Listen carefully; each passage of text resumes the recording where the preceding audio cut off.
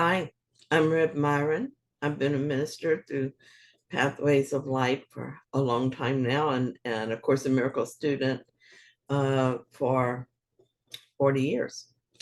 And I'm going through the lessons, asking Jesus for clarity, and then writing from that clarity. And I've been doing that for several years as well. So that's what I'm sharing with you today. And why don't we get started? We're in a review and we're looking at lesson 208. I am not a body, I am free, for I am still as God created me.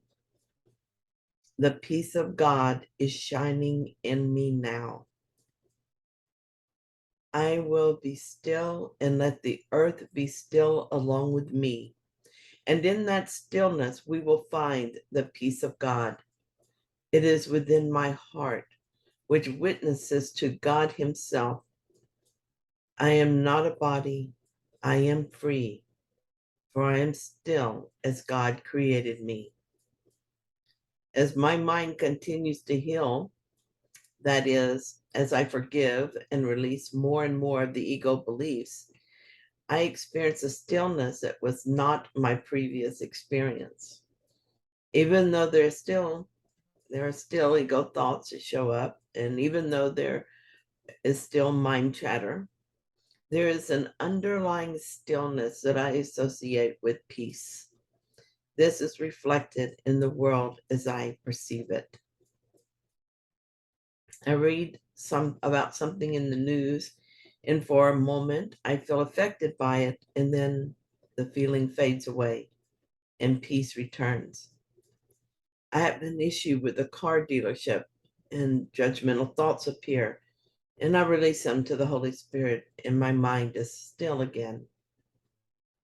My son and his girlfriend on vacation, and I have a worried thought about it. But before I can do anything about it, the worry has dissipated and I'm at peace again. Recently, I asked the Holy Spirit to show me what else needs to be healed in my mind. I told him that I wanted to go as far as I can in this lifetime. I became aware of beliefs that still interest me enough that I had to look at them more closely with the Holy Spirit, and my peace was disturbed for longer periods of time. After a few of these episodes, I asked him, what's this all about? Why were these thoughts showing up like this when I thought I was done with them? Then I remembered that I had asked for this, and I felt gratitude for the opportunity to do more forgiveness work on what was clearly not forgiven. This is a work, and it's not hard, but it can feel hard when I resist. It does require vigilance, and that vigilance is a part of my life now. I think maybe it might always be so, as long as I'm in this experience of separation. I don't mind. Many years ago, when I met Regina Dawn Akers, she described healing the mind as being like climbing a mountain. When you finally released a persistent belief, you would be at the top of the mountain and you would rest there a while. Then go back into the valley to see what else was there. After doing this work for a while, the mountains would get smaller and further apart and the climbs easier. This has always felt like an apt description to me. The landscape is a lot flatter now, and I gladly make the climbs because that's how I reach my one goal, the peace of God. This morning reminded me of a past truly helpful message I received from Jesus. For the last few days, I've been allowing some ego thoughts to surface in my awareness so that they can be healed. I went through the anxiety, guilt, and fear that they were causing. I was able at last to laugh, and then this morning I awoke to peace. Just as a wrong-minded thinking of the ego created disharmony in my mind and my world, peace creates in its own image as well. My prayer this morning is that I may use this tool, this body of Myron, as a way to communicate the peace and love that I feel within my mind. I look forward to each moment of today. Jesus, would you speak to me about this joy I feel welling up in me? Precious one, go in peace today. The ego would have you believe you earned it and therefore can lose it if you make a misstep. Peace is not earned, it simply is. It was always within you, but today you have chosen to accept it. The work you did the last few days has opened your mind to what is always there, because it is what you are.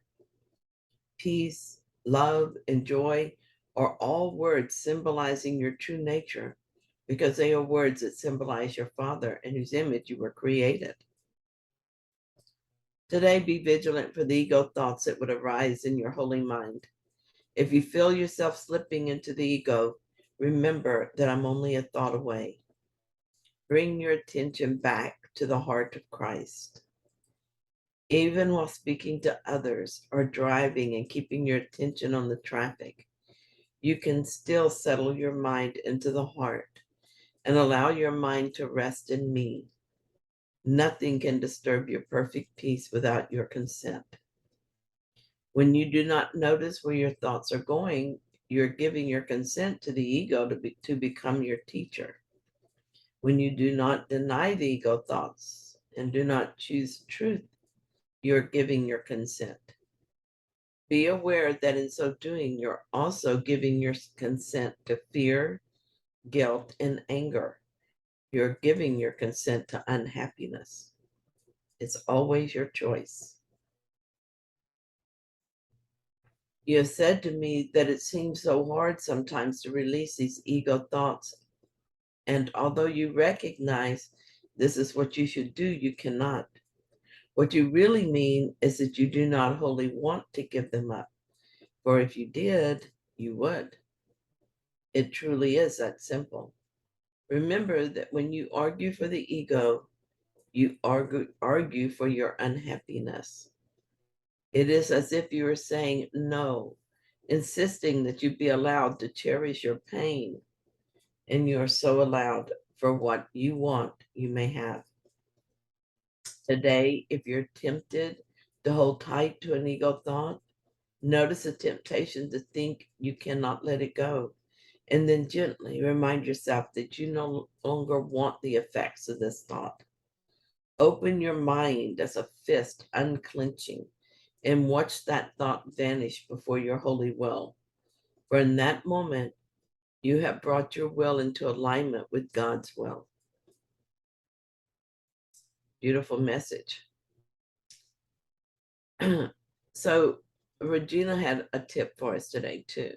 She said, when we are not in meditation, we contemplate awareness, life presence in ourselves, in others, and in nature. Let awareness, life presence become the focus of our perception. We also live as awareness, life presence, instead of living from attachment to thought.